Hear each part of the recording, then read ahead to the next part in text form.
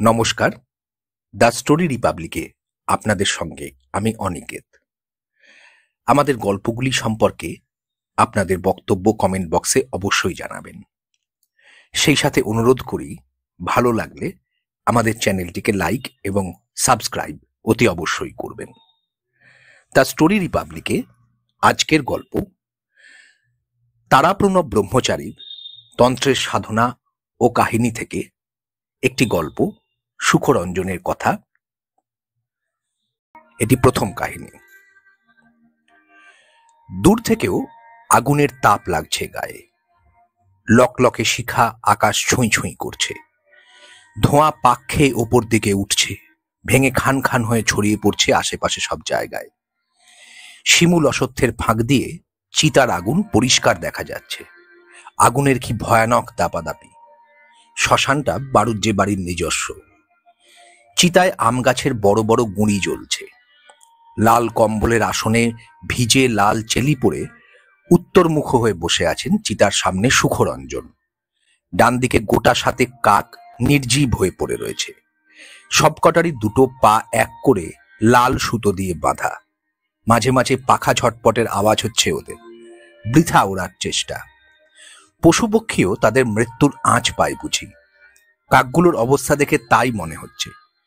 ওদের নিয়ে যে একটা পৈশাচিক কাণ্ড ঘটতে যাচ্ছে, এটা যেন বেশ বুঝতে পারছে ওরা। খানিক তফাতে সবচেয়ে মোটা গুঁড়ির বড় আম গাছটার পিছনে দাঁড়িয়ে দাঁড়িয়ে সব দেখছে পরাশর। পাছে সুখরঞ্জন টের পায়, তাই নিঃশ্বাস বন্ধ করে পা টিপে টিপে এসেছে শ্মশানে। মাসে একটা করে কৃষ্ণপক্ষের চতুর্দশী, এইটা নিয়ে 3টে পড়েছে। আগের দুটোই আসেনি এখানে, এবারে এসেছে। আসতে বাধ্য হয়েছে। আগের 2 মাসে ওই দুটো তিথিতে রোমহর্ষক কাণ্ড ঘটে গেছে বাড়িতে। কেন ঘটলো, কেমন করে ঘটলো, কুল কিনারা খুঁজে পায়নি কেউ। দুটো নিষ্পাপ নির্দোষ প্রাণের করুণ আর্তনাদ শুনেছে গভীর নিশীথে। ঘুমন্ত পরাশরের বুকে সজোরে হাতুড়ির ঘা বসিয়ে দিয়ে কে যেন ঘুম ভাঙিয়ে দিয়েছে। ধর্মরিয়ে উঠে বসেছে বিছানায়। অসহ্য যন্ত্রণা অনুভব করেছে ভেতরে। নিজেকে সামলে নিয়ে বাইরে বেরিয়ে যা শুনল, যা দেখল, তাতে বুকের রক্ত জল হয়ে এলো তার। একবার নয়, শুধু এরকম 2 বার হয়েছে পরাশরের। তৃতীয়বারে যে আর একটা হবে, এটা সপ্তাহখানেক ধরেই তার মন বলে চলেছিল অবকাশ মুহূর্তে। একটা কালো ছায়াকে যেন ঘোরাফেরা করতে দেখেছে বাড়িময়। আগেকার ব্যাপারে মন খুব দুর্বল হয়ে যাওয়ায় কিংবা ভয় পাওয়ার জের কিনা এটা বুঝতে চেষ্টা করেছে। ভেতর থেকে কে যেন বলেছে, যাই হোক না কেন অতীতেরই পুনরাবৃত্তি হতে চলেছে, এ বিষয়ে নিঃসন্দেহ।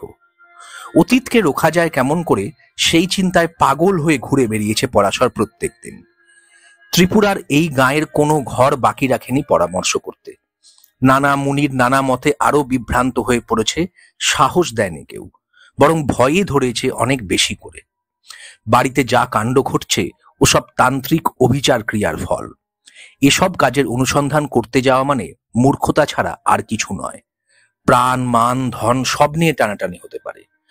কোনো না কোনো তান্ত্রিকের কোপ পড়েছে এই বংশের ওপর। তার ক্রিয়াকলাপে বাধা দিয়ে নিজের সর্বনাশকে কেউ কখনো বরণ করে ডেকে নিয়ে আসে নাকি? যা হওয়ার তা তো হয়েই যাচ্ছে। সর্বনাশ হতে আর বাকি কি থাকছে? তবু যেটুকু বাকি সেটুকু রক্ষা করার চেষ্টা করবে না পরাশর? আহাম্মকের মতো হাত পা গুটিয়ে বসে থাকতে পারবে না সে কিছুতেই। নিজেকে সম্বল করে পরাশর একাই এসেছে। কাউকে সঙ্গে নেয়নি, কাউকে বলেনি পর্যন্ত। চুপি সারে বাড়ি থেকে বেরিয়ে এসেছে নিশুতি রাতে। শ্মশানের দিকটাতেই কে যেন ঠেলে ঠেলে পাঠিয়ে দিল তাকে। লোকমুখে শুনেছে অভিচার ক্রিয়া বেশিরভাগ শ্মশানেই করে তান্ত্রিকরা। যা শুনেছে সেটা সত্যিই দেখছে পরাশর। চক্ষুকর্ণের বিবাদ ভঞ্জন হয়ে গেছে তার। তবে একটা জিনিস বিস্মিত সে কম হয়নি, বিস্মিত সুখরঞ্জনকে দেখে। চিতায় মরা পুড়ছে না, পুড়ছে শুধু কতকগুলো কাঠ। নির্জন, নিস্তব্ধ, দূরে কাছে কেউ কোথাও নেই। নিবিষ্ট মনে ক্রিয়া করে চলেছে সুখরঞ্জন। শিউরে উঠল পরাশর। সুখরঞ্জন মন্ত্র উচ্চারণের সঙ্গে এক একটা কাককে আহুতি দিচ্ছে আগুনে। মৃত্যু যন্ত্রণায় ওদের গলা দিয়ে অদ্ভুত ধরনের বুক কাঁপানো একটা বিকট আওয়াজ বেরিয়ে আসছে কেবল। তারপর চিরকালের জন্য স্তব্ধ হয়ে যাচ্ছে। জায়গাটাও যেন আগের চেয়ে আরো নিস্তব্ধ হয়ে উঠছে। এইভাবে 7-7টা কাকি আগুনের গর্ভে নিশ্চিহ্ন হয়ে গেল। পাথরের মতো দাঁড়িয়ে রয়েছেন পরাশর। ভেতরটা চমকে উঠছে, ধরাস ধরাস করে উঠছে সুখরঞ্জনের মন্ত্র উচ্চারণের সঙ্গে আর একজনের নাম উচ্চারণ হতে, ধু ধু অমরেশ্বর। সুখরঞ্জনের মন্ত্রের বলি এবার অমরেশ্বর। এবার আর কাঠ গুজছে না সুখরঞ্জন। আগুন জ্বালার প্রয়োজন বোধহয় ফুরিয়ে গেছে। নিভে আসছে আগুন। সুখরঞ্জন জোরে নিঃশ্বাস টানছে মুখ দিয়ে। একটা ঘূর্ণিঝড়কে টেনে নিয়ে যাচ্ছে যেন ভিতরে। এই ঝড়ের সঙ্গেও ফিসফিস করে উঠছে মন্ত্র আর অমরেশ্বরের নাম। নিঃশ্বাস ফেলছে আবার দ্বিগুণ জোরে দু নাক দিয়ে। এবারেও ওই মন্ত্র, ওই নাম। চিতার আগুন নিভল সম্পূর্ণ। যেখানে কাককটা জ্বলে পুড়ে ছাই হয়ে গিয়েছিল সেখানকার ভস্য তুলে নিল মরার খুলিতে। উঠে দাঁড়িয়ে ভস্য ছড়িয়ে দিতে লাগলো মন্ত্র আর নাম উচ্চারণ করে এক একদিকে। পরাশরের মনে হচ্ছে এই নাম বাতাসে সাঁতার কেটে যাবে নামের মানুষের কাছে, তারপর তাকে ডেকে তুলে নিয়ে আসবে সুখরঞ্জনের ইচ্ছে মতো জায়গায়। উদ্দেশ্য পূরণ হবে। অন্ধকার রাতে আকাশ আলোয় দেখছে পরাশর। মরা কাকের দেহভস্য থেকে অসংখ্য জীবন্ত কাক বেরিয়ে বাতাসে ভেসে বেড়াচ্ছে। কি ভয়ানক হয়ে উঠেছে ওরা। কাউকে সামনে পেলে ঠোঁট দিয়ে ঠুকরে ঠুকরে তাকে শেষ করে ফেলবে চোখের পলকে। যেদিকে হাত নাড়ছে সুখরঞ্জন সেদিকেই কাকগুলো উড়ে চলেছে। সেই যে বাণুজ্যে বাড়ির ওই ঘরখানা, অমরেশ্বরের শোবার ঘর। চমক ভাঙল। চেতনা ফিরে পেল পরাশর সুখরঞ্জনের অট্ট হাসিতে। সুখরঞ্জন হাসছে প্রাণ খুলে, মন খুলে। হয়তো তার মনস্কামনা পূর্ণ হবে বুঝতে পেরেছে। পরাশরের সর্বশরীর কেঁপে উঠল। দেরি করলে সমূহ বিপদ। অমরেশ্বর আগের দুজনের পথ অনুসরণ করবে নিশ্চয়ই। এখনই মৃত্যু গহ্বর পাতাল ঘরটার দিকে এগোবে নিঃশব্দে। যেদিক দিয়ে এসেছিল সেই দিকেই পা বাড়ালো পরাশর। অমরেশ্বরকে আটকাতে হবে যে কোনো উপায়ে। জীবন দিয়ে হয় যদি, তাতেও পেছপা হবে না। ওর আগে অমরেশ্বর নিজে যাবে পাতাল ঘরে। সুখরঞ্জন মর্মে মর্মে বুঝতে পারবে তার এ সমস্ত ক্রিয়াকর্মের ফলাফল। হনহনিয়ে চলছে পরাশর বাতাসের দ্বিগুণ বেগে। বাড়িতে এলো, যা ভেবেছিল তাই দেখছে। আচ্ছন্নের মতো ঘর থেকে বেরিয়ে এলো অমরেশ্বর। চলছে। ওর দেহটা যেন ওর নিজের নয়, অন্যের। সেই অন্য মানুষ বাতাসে ভেসে ভেসে চলছে। দু চোখ বোজা, তবু চলেছে ঠিক পাতাল ঘরের দিকেই, একেবারে সিধে। আশ্চর্য, বাঁকা চোরায় পা পড়ছে না মোটে। স্থির থাকতে না পেরে পরাশর দৌড়ে গিয়ে জড়িয়ে ধরল অমরেশ্বরকে। একটা লোহার মানুষকে জড়িয়ে ধরল যেন। পথ রোধ করতে পারল না। লোহার মানুষ পরাশরকে ঠেলে ফেলে দিয়ে গন্তব্যস্থলের দিকে চলতে লাগলো আবার। নিরুপায় পরাশরের ধাক্কার ধকল সামলানো মাথায় উঠল। সময় নেই একদম। তাড়াতাড়ি উঠে পড়ে অমরেশ্বরের পাশে পাশে চলতে থাকলো। কানের কাছে মুখ এনে চেতনা আনার জন্য নাম ডাকছে। ডাকছে তো ডাকছেই, অমরেশ্বর ফিরে এসো, ওদিকে যেও না, আমি পরাশর বলছি, পরাশর। কে কার কথা শোনে? অমরেশ্বরের কানে কোনো কথাই যাচ্ছে না। পরাশরের কথা ছাপিয়ে শ্মশানের নিঃশ্বাসের ডাকটাই জোরালো হয়ে উঠেছে। পরাশর এখানেও শুনছে শ্মশানের ডাক। সুখরঞ্জনের নিঃশ্বাসে নিঃশ্বাসে অমরেশ্বরের নাম ধরে ডাকাটা স্পষ্ট শুনতে পাচ্ছে। অমরেশ্বর একমাত্র ওই ডাকই শুনছে। ডাকের মোহে আবিষ্ট হয়ে আছে। এই মোহের কবলে ও আত্মজ্ঞান শূন্য। এ মোহের কঠিন আকর্ষণ থেকে কিছুতেই নিস্তার নেই ওর। সব বুঝতে পেরেও হাল ছাড়ল না পরাশর। বাড়িতে বুড়ো বুড়িদের মুখে বহু প্রচলিত একটা কথা অনেকবার শুনেছে, যতক্ষণ শ্বাস ততক্ষণ আশ। সেই কথাটাই বেশি করে মনে পড়ছে বলেই অমরেশ্বরের সঙ্গ ছাড়ছে না পরাশর। আর ডাকাডাকিও না, বরং গলার স্বরটা ধাপে ধাপে চড়ায় তুলে বেশ উচ্চগ্রামে তুলেছে। বেশ তার চেষ্টা, যদি হঠাৎ সুরে ফেলে অমরেশ্বর সম্বিত ফিরে পায়। অমরেশ্বরের সম্বিত ফিরে পাওয়ার আগে পরাশরেরই সম্বিত হারিয়ে ফেলার উপক্রম হয়ে আসছে। যত জোরে চিৎকার করে ডাকছে তত ঝাঁক ঝাঁক কাকের আর্তনাদ কানে ভয়ানক ভাবে আসছে তার। মাথাটা যেন কিরকম হয়ে যাচ্ছে। পাগলের মতো ডাকছে পরাশর। এই ডাকের ভেতর দিয়েও একটা আর্তনাদ বেরিয়ে আসছে। এদিকে গভীর রাতে ঠিক এই সময় একটা দুঃস্বপ্ন দেখছে নয়নতারা। পরাশরের সামনে ফলা তুলে ফোঁস গর্জন করছে কাল নাগিনী। বাতাসে বিষ ঢালছে। পরাশরের লাল টুকটুকে চেহারায় বিষে বিষে নীল করে দেওয়ার প্রয়াস চলছে। ছোবল বসানোর মুহূর্তটুকু শুধু বাকি। পরাশর কাকে ডাকছে, অস্পষ্ট অসহায় স্বর। ঘুম ভাঙল নয়নতারার দুঃসহ যন্ত্রণায়। সত্যিই পরাশরের গলার আওয়াজ শুনতে পাচ্ছে।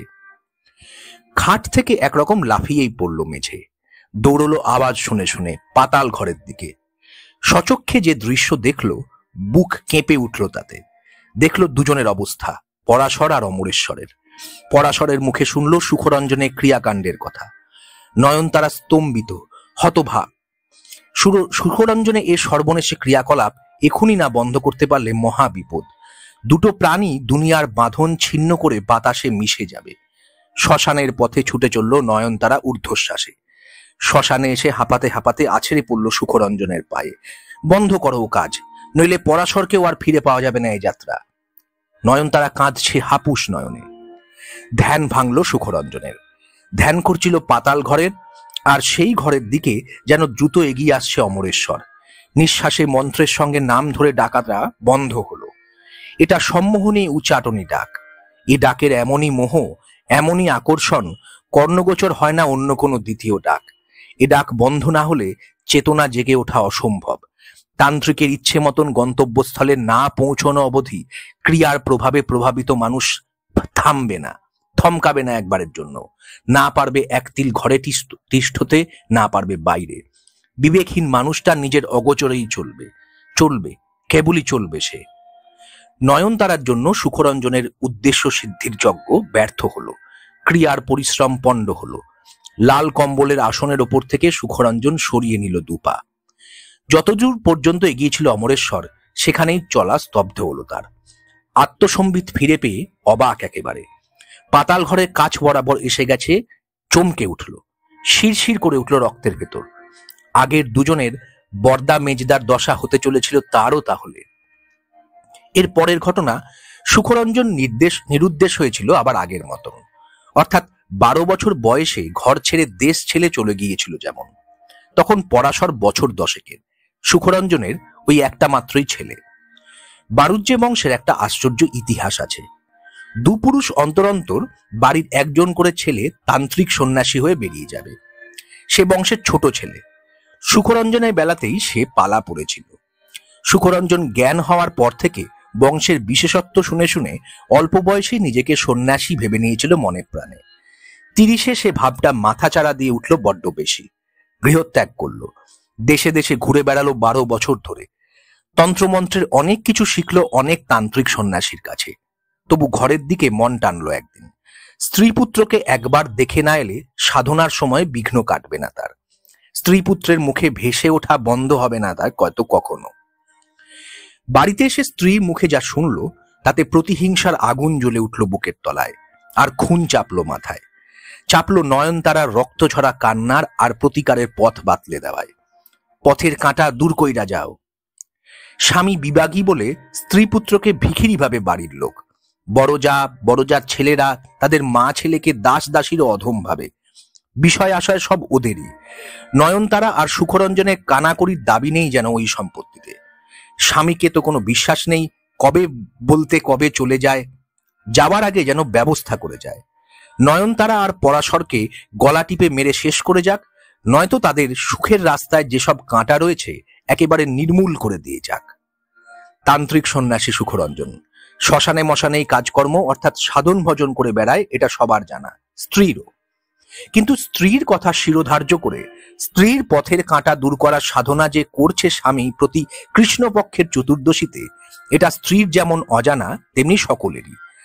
দুটো চতুর্দশীতে যখন বড়জার বড় ছেলে মেজ ছেলে মৃত্যুর কোলে ঢলে পড়ল পাতাল ঘরের দরজার সিঁড়ির চাতালে, তখনও অনেকে ভেবেছে মাটির তলার ওই ঘরটায় অনেক গুপ্তধন রয়েছে, ওখানে কালনাগিনী পাহারা দেয়, ফোঁস ফোঁস আওয়াজ শুনতে পাওয়া যায় ওদিকে গেলে। যার প্রকৃত পাওনা সে গেলে কালনাগিনী সরে যাবে। ছেলে দুটো বোধহয় লোভে পড়ে গিয়েছিল, ওদের নয়, তাই কালনাগিনীর রোষ এড়াতে পারেনি ওরা, অঘরে প্রাণ খুইয়েছে। অনেকে আবার কিন্তু অন্য দিকটাও ভেবেছে, বিশেষ একটা তিথিতে মৃত্যুর জন্য বংশের ওপর কোনো শত্রুপক্ষ কোনো তান্ত্রিক সন্ন্যাসীকে দিয়ে অভিচার ক্রিয়া করাচ্ছে হয়তো। কিন্তু সুখরঞ্জনের ওপর সন্দেহ করেনি কেউ, না স্ত্রী না অন্য কেউ। তৃতীয়বারে পরাশরের থেকে কে যেন বলেছিল শ্মশানের দিকে যেতে, শ্মশানের ভেতর যেতে। যাওয়ার সময় সমস্ত ব্যাপারটা, এমনকি কিভাবে ক্রিয়াকলাপ করেছে সুখরঞ্জন, একটা লাল খেরো বাঁধানো খাতায় লিখে রেখে গেছে। খাতাটা পড়েছে পরাশর, একবার দুবার নয়, বহুবার। খাতার প্রতিটি অক্ষর মুখস্থ তার, মুখস্থ অনুতাপ অনুশোচনার কটা কথাও। যাবন্ন শিয়াতে কর্ম শুভ্রঞ্চা শুভমেব বা তাবন্ন জায়তে মোক্ষ নৃণাং কল্পশতৈরপি। মহানির্বাণ তন্ত্রের এই শ্লোকটির তাৎপর্য বিশেষ করে বুঝিয়ে দিয়েছেন সুখরঞ্জনের গুরুদেব। শুভ অশুভ ক্ষয় না হলে মানুষের মুক্তি নেই। লোহার শেকলে বাঁধাই হোক আর সোনার শেকলে বাঁধাই হোক, দুটোই বন্ধন। এই দুটো বন্ধনের ঊর্ধ্বে যে সেই স্বার্থশূন্য মুক্ত মানুষ, সেই কেবল তন্ত্রের গুপ্ত ক্রিয়ার অধিকারী। তার ক্রিয়ায় লোকের ইষ্টই হয়, অনিষ্টের কোনো গন্ধ থাকে না। সুখরঞ্জন মনের দিক দিয়ে স্বার্থশূন্য ছিল না, তাই ভালো না করে বংশের সর্বনাশ করেছে। ও ঘরে স্রেফ বিষমুখী সাপের আড্ডা ছাড়া কোনো রত্নের যে রও নেই ভালো রকম জানা ছিল। লোকের চোখে ধাঁধা দিয়ে নির্দোষ হয়ে থাকার জন্য মৃত্যু ঘরের দিকে ক্রিয়ার প্রভাবে টেনে এনেছে নির্দোষ দুটি তরুণকে। এ অন্যায় থেকে মুক্তি পাবে কি করে সুখরঞ্জন জানে না, এর প্রায়শ্চিত্ত কি তাও না। সকলের সামনে বৃদ্ধ পরাশর সাধু সব ঘটনাই বলে মৃদু হাসল। আমার দিকে তাকিয়ে বলল, জায়গাটা অভিশপ্ত, সেটা অবশ্যই বাবারই জন্য। ঘটনার সঙ্গে মিল রেখে আমি ওই জায়গাটার নাম দিয়েছি মনসাতলী। আবারও বলল পরাশর সাধু, যে যা বলে বলুক, আমার যত শরীর খারাপই হোক না কেন এ কাজ আমি করবই। বাবার কাজের প্রায়শ্চিত্ত আমাকেই করতে হবে। তাতে মৃত্যু হলে সেটা শাস্তির মৃত্যু, মুক্তির মৃত্যু। বৃদ্ধা স্ত্রীলোকটি মৃত্যু শয্যায়, ছেলেকে শেষ দেখার জন্য দরদর করে দুগাল বেয়ে নীরবে দু চোখের জল ঝরে পড়ছে। মাথার কাছে বসে আছে পরাশর সাধু, কথা দিয়েছে বিধবা মায়ের উচ্ছৃঙ্খল ছেলেকে ফিরিয়ে এসে আনাবেই, দেখা করাবেই। সম্মোহনী উচাটনী আকর্ষণী ক্রিয়ায় মগ্ন হয়ে গেল পরাশর সাধু। বয়সের ভারে নুয়ে পড়েছে, কথা বলতে কষ্ট হয়, দুর্বল বুক। ডাক্তারদের মতে মৃত্যুর দ্বারে করাঘাত করছে সর্বক্ষণ, কখন কি হয় বলা যায় না। ক্রিয়াকলাপ বন্ধের নির্দেশ, নির্দেশ অমান্য করে পরাশর সাধু ক্রিয়া করছে। যুবকের নাম মন্ত্রের সঙ্গে যুক্ত করে নিঃশ্বাসে নিঃশ্বাসে টানছে ছাড়ছে। চোখ বুজে ধ্যানে দেখছে ছেলেকে, মায়ের কাছে এসেছে, বুকে ঝাঁপিয়ে পড়ে ক্ষমা চাইছে বছর চারেক ধরে একদম না আসার, মায়ের মুখ দর্শন না করার। ওর নিঃশ্বাস টানার সময় বুকখানা ভয়ানকভাবে ফুলে ফুলে উঠছে। এইভাবে কতক্ষণ ক্রিয়া চলল, কতক্ষণ আমরা দেখছি আত্মহারা হয়ে, সে খেয়াল নেই কারো। খেয়াল হলো একজন উস্কো খুস্কো যুবক ঘরে ঢুকে মায়ের কাছে এসে বুকে মুখ রেখে হাউ হাউ করে কেঁদে উঠতে। সাধু পরাশরের সাধনা সার্থক। গল্পটি এখানেই শেষ হলো। আমাদের চ্যানেলটিকে অবশ্যই, অতি অবশ্যই সাবস্ক্রাইব করবেন এবং ভিডিওগুলোকে লাইক করবেন। ধন্যবাদ ও নমস্কার।